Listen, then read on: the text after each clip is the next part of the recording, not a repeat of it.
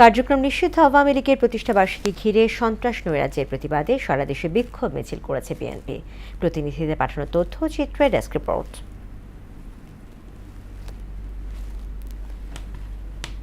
আওয়ামী লীগের প্রতিষ্ঠা বার্ষিকীকে কেন্দ্র করে কথিত সন্ত্রাস নৈরাজ্যের প্রতিবাদে লক্ষ্মীপুরে বিক্ষোভ মিছিল করেছে জেলা যুবদল। মিছিলটি শহরের প্রধান প্রধান সড়ক প্রদক্ষিণ করে দক্ষিণ তেমুহনী এলাকায় গিয়ে সংক্ষিপ্ত সমাবেশের মাধ্যমে শেষ হয়। প্রতিষ্ঠা বার্ষিকীকে ঘিরে নিষিদ্ধ আওয়ামী লীগের বিরুদ্ধে মুন্সিগঞ্জে প্রতিবাদ সভা ও র্যালি করেছে লৌহজং বিএনপি ও অঙ্গ সংগঠনের নেতাকর্মীরা।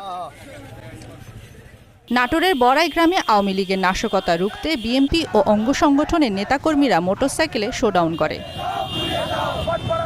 নীলফামারীতে কার্যক্রম নিষিদ্ধ আওয়ামী লীগের নৈরাজ্য ও গোপন অপতৎপরতা প্রতিহতে বিএনপি এবং এর অঙ্গ সংগঠনের নেতাকর্মীরা জেলা জুড়ে প্রতিবাদ সভা ও র্যালি করেছে।